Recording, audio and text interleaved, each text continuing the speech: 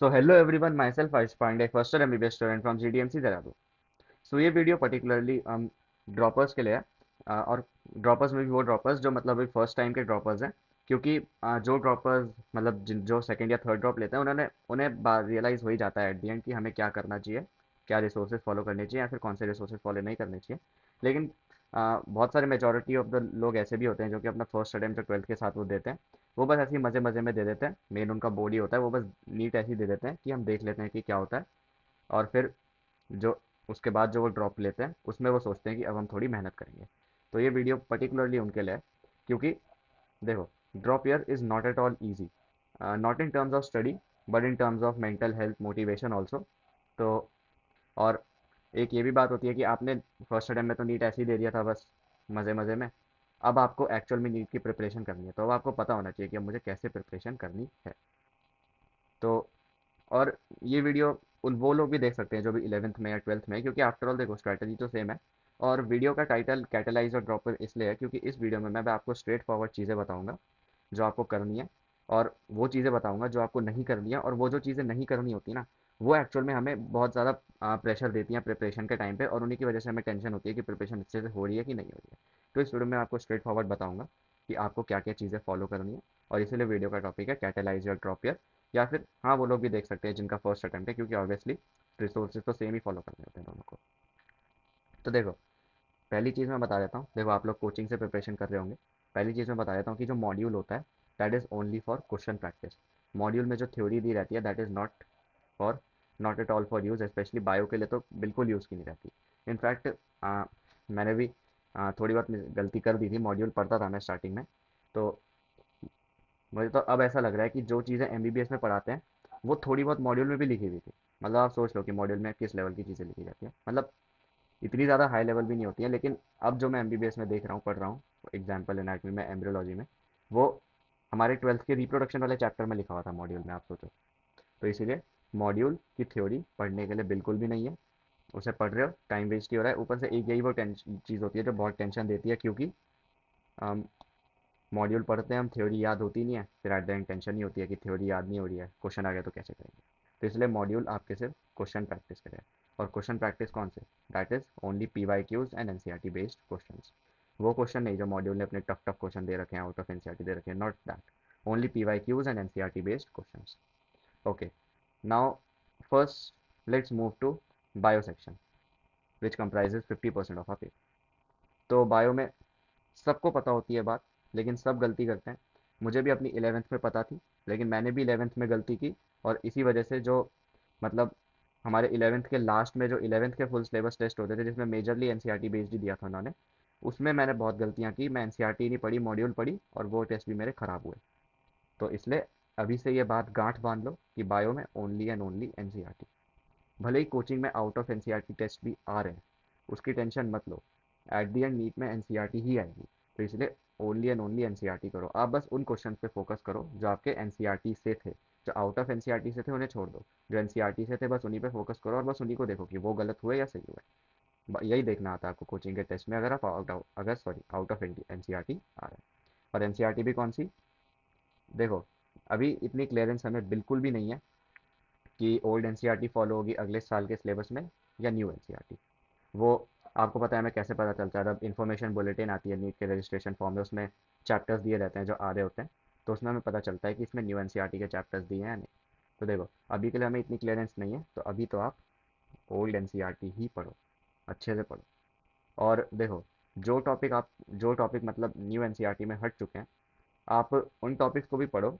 लेकिन जो टॉपिक्स नहीं हटे हैं उनको ज़्यादा अच्छे से पढ़ो, उनको मल्टीपल टाइम्स पढ़ो। और जो हट चुके हैं उनको भी मतलब एक आध बार पढ़ लो, ताकि अगर ऊपर ऊपर से क्वेश्चन आ जाए तो आप कर लो। और जब मतलब कि कंफर्मेशन हो जाए कि हाँ ये भी आ रहे हैं, तब उन्हें रिवाइज कर लेना दोबारा। ओके। और मतलब ये बात आपको याद रखनी है कि इसकी मॉड्यूल तो बिल्कुल भी नहीं पढ़नी है। जैसे अगर आप मॉड्यूल ही खोल के बैठोगे, आपको एनिमल किंगडम में, प्लांट किंगडम में, बायोलॉजिकल क्लासिफिकेशन, इन चैप्टर्स में आप खो जाओगे। इन चैप्टर्स में महीनों लग जाएंगे इन्हें कवर करने में।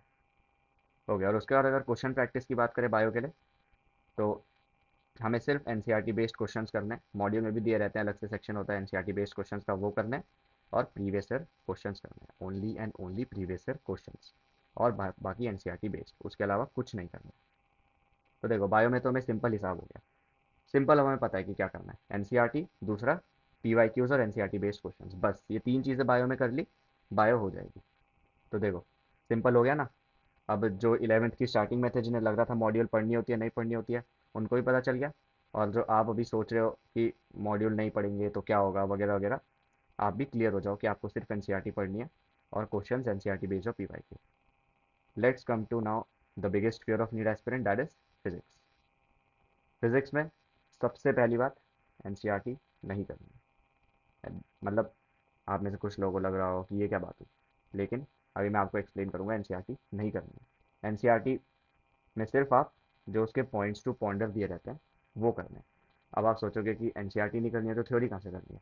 फिजिक्स की थ्योरी आपको अपने कोचिंग के नोट्स से करनी है। देखो फिजिक्स में ना, मतलब मैं अपनी कोचिंग का एग्जांपल लूँ, 11th 12th में मैंने कोचिंग ली थी, तो फिजिक्स में तो मैं कह सकता हूँ कि फिजिक्स में आपको बहुत ज़्यादा एक्स्ट्रा चीज़ें नहीं पढ़ाई जाती हैं। फिजिक्स में सिर्फ वही पढ़ाया जाता है जो कि पेपर के सिलेबस में होता है, जो कि एक्चुअल में पेपर में आता है, जिसकी आपको नीड होती है। फिजिक्स में कोई एक्स्ट्रा चीज़ें नहीं पढ़ाई जाती हैं, from my experience of my coaching. और इसीलिए फिजिक्स की थ्योरी के लिए कोचिंग के notes will be more than enough.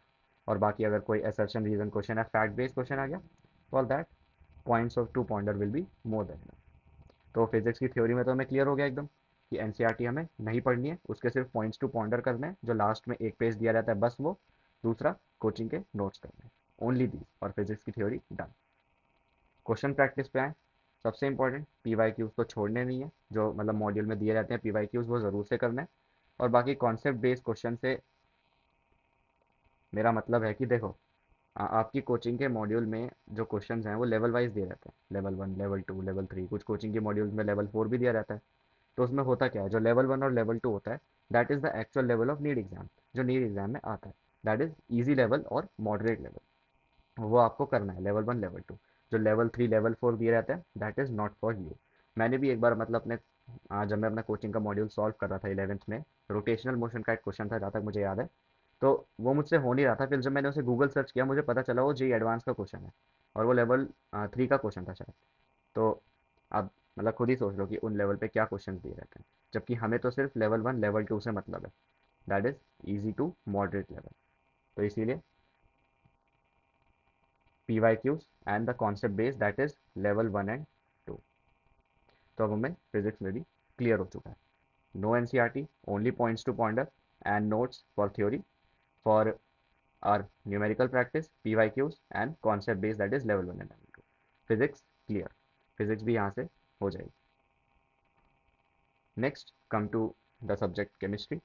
अब देखो केमिस्ट्री में एनसीईआरटी इज मस्ट। अब केमिस्ट्री में तीन होते हैं हमारे पास, ऑर्गेनिक, इनऑर्गेनिक, फिजिकल। देखो इनऑर्गेनिक के लिए तो एनसीईआरटी ही करनी है आपको, क्योंकि इनऑर्गेनिक में कोचिंग में भी एक्स्ट्रा पढ़ाते हैं, मॉड्यूल में भी दिया रहता है, कोचिंग के नोट्स होते हैं उनमें भी इनऑर्गेनिक में बहुत सारी एक्स्ट्रा चीज़ें बताई रहती है जो कि आपको याद करने की ज़रूरत नहीं है। बस आपको एनसीईआरटी मल्टीपल टाइम्स रीड करनी है उसकी, याद रखो ये बात, मल्टीपल टाइम्स रीड करनी है। ये नहीं कि पहली बार पढ़ने बैठे तो ये सोच के बैठे हो पहली बार में कि आज तो पूरी इनऑर्गेनिक रट डालूंगा, या तो आज फॉर एग्जाम्पल एस ब्लॉक पढ़ने बैठे तो आज एक रीडिंग में ही पूरा एस ब्लॉक रट दूंगा, ऐसा नहीं। मल्टीपल टाइम्स रीडिंग करनी है। मल्टीपल टाइम रीडिंग करने से क्या बेनिफिट होता है, आपको चीज़ें धीरे धीरे सीक्वेंस वाइज अच्छे से याद हो जाती हैं, फिर आपको लाइंस भी याद हो जाती हैं, अगर मतलब क्या बोलते हैं, असर्शन रीजन क्वेश्चन आता है या फिर स्टेटमेंट बेस्ड क्वेश्चन आता है, उसे भी आप अच्छे से कर लेते हो। तो इनऑर्गेनिक में बात याद रखनी है आपको कि एनसीईआरटी मल्टीपल टाइम्स रीड करनी है, और उसके इंपॉर्टेंट पॉइंट्स मार्क कर लेना, और उसे मल्टीपल टाइम्स रिवाइज करते रहना। इनऑर्गेनिक यहाँ से आपकी बहुत अच्छे से हो जाएगी। This is for the theory point of view. फिर न्यूमेरिकल्स में तीनों के एक साथ ही डिस्कस करूँगा। Then comes to organic. Organic में भी आपको एनसीईआरटी रीड करनी है, मतलब 2 से 3 बार तो एटलीस्ट करनी ही है हर चैप्टर की। बाकी इनऑर्गेनिक में मेन आपको क्या रखना है, एक आपको बनानी है अपनी रिएक्शन नोटबुक जिसमें आपने सारी मेन रिएक्शंस लिखी है, एक आपको बनानी है अपनी रिएजेंट नोटबुक, मतलब उसी में बना लेना है एक साथ। उसमें आपको क्या करना है, ये लिखना है कि कौन सा रिएजेंट क्या काम है, ये ऑक्सीडाइजिंग है, माइल्ड ऑक्सीडाइजिंग है, स्ट्रॉन्ग ऑक्सीडाइजिंग है, रिड्यूसिंग है, माइल्ड रिड्यूसिंग, स्ट्रॉन्ग रिड्यूसिंग, ये आपको लिखना है। क्योंकि मैक्सिमम ऑर्गेनिक के क्वेश्चन आपने देख होंगे ऐसे आते हैं कि ए से बी बना रिएजेंट ये था, फिर बी से सी रिएजेंट ये था, तो उसमें आपको यही तो पता होना चाहिए रिएजेंट क्या बना। और बाकी कुछ क्वेश्चन तो वैसे ही मेन रिएक्शन पे बेस्ड होते हैं, तो वो भी आपको पता होना चाहिए। तो इनऑर्गेनिक के मैक्सिमम क्वेश्चन तो इनसे बनेंगे। थ्योरी के काम से बनेंगे, एनसीईआरटी आप रीड करोगे, वही है, इंपॉर्टेंट मार्क्स पॉइंट्स मार्क करो और उन्हें रिवाइज करो। फिजिकल के लिए भी एनसीईआरटी की 1 से 2 रीडिंग ले लेना अगर टाइम है, नहीं तो कोचिंग के notes for the theory purpose ले, for the theory purpose coaching के नोट्स ले सफाई, और बाकी न्यूमेरिकल या फिर क्वेश्चन प्रैक्टिस के लिए पीवाईक्यू एंड एनसीईआरटी और कॉन्सेप्ट बेस्ड क्वेश्चन। तो पीवाईक्यू तो तीनों से ही करना है। एनसीईआरटी और कॉन्सेप्ट बेस्ड क्वेश्चन आपको एनसीईआरटी बेस्ड है तो आपको इनऑर्गेनिक के लिए करना है, और कॉन्सेप्ट बेस्ड है तो आपको ऑर्गेनिक और फिजिकल के लिए।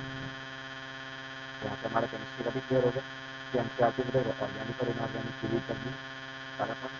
दूसरा, फिजिकल आपकी नोट्स से अच्छे से हो जाएगी। तीसरा पॉइंट, प्रीवियस और क्वेश्चन करने। चौथा पॉइंट, एनसीईआरटी और कॉन्सेप्ट बेस्ड क्वेश्चन अच्छे से। और एक पांचवा पॉइंट ये कि आपको रिएक्शन नोटबुक बनानी है और रिएक्शन नोटबुक। तो ये हमने तीनों सब्जेक्ट देख लिए, फिजिक्स केमिस्ट्री एंड बायोलॉजी, जिसमें जो मतलब आपको क्या क्या रिसोर्सेज एकदम मस्ट रिसोर्सेज फॉलो करना है, यही रिसोर्सेज आप फॉलो करोगे, बहुत अच्छे मार्क्स आप लाओगे। अगर आपने एकदम स्ट्रिक्टली यही फॉलो किए तो आपका मतलब हो ही नहीं सकता कि आपका सिलेक्शन ना हो। अब एक लास्ट पॉइंट जो मैंने यहाँ लिखा नहीं है बट मैं एक्सप्लेन करूँगा, वो है ये सब आपने अगर अच्छे से कर लिया, इन सब को फॉलो करके आपका सिलेबस अच्छे से हो गया, अब आपको देने हैं mock test. Full syllabus mock test must है देना।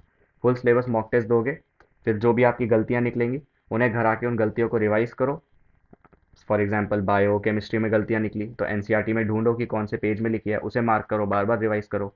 और फिजिक्स वगैरह में गलती निकलती है, कोई न्यूमेरिकल में गलती निकलती है फिजिकल केमिस्ट्री या फिजिक्स के, तो एक अलग से नोटबुक बनाओ, मिस्टेक नोटबुक, जिसमें आप वो क्वेश्चन लिखो और उसका एक्चुअल सॉल्यूशन लिखो और उसके भी पीछे का कॉन्सेप्ट लिखो, और अगले टेस्ट के लिए उसे भी अच्छे से रिवाइज करके जाओ, ताकि अगली बार वो क्वेश्चन आए तो आप एटलीस्ट जो कॉन्सेप्ट आपका वीक था उसको आप गलत करके ना हो, कोई नया कॉन्सेप्ट गलत करके आओ, ताकि फिर आपको पता चले कि ये भी मेरा वीक था। मैं मतलब कोई ग्लोरीफाई नहीं कर रहा हूँ कि आप गलत करके आओगे ये कुछ, लेकिन मैं बता रहा हूँ कि गलत करके आओगे तो पता चलेगा क्या मेरे वीक पॉइंट्स हैं। तो देखो ये मतलब सिंपल पॉइंट्स हैं जिससे आप अपना ड्रॉप ईयर या फिर अगर आप फर्स्ट अटेम्प्ट भी दे रहे हो तो मतलब आराम से सिलेक्शन ले जाओगे अगर आप इन्हें फॉलो करते हो। और मतलब ये पॉइंट्स तो ऐसे हैं कि कोई भी मना नहीं करेगा कि नहीं ये फॉलो नहीं करने होते, हर कोई एग्री करेगा, और इन्हें ही फॉलो कर लेते हो तो पूरा सिलेबस अच्छे से हो जाएगा, नीट भी अच्छे से मतलब नीट भी अच्छे से हो जाएगा। सो या ये थी मेरी video about catalysing your drop year और योर नीट अटेम्प्ट। और भी मैं ऐसी नीट रिलेटेड वीडियोस, काउंसलिंग से रिलेटेड वीडियोस और एमबीबीएस से रिलेटेड वीडियोस लाता रहूँगा। Thank you everyone, stay tuned.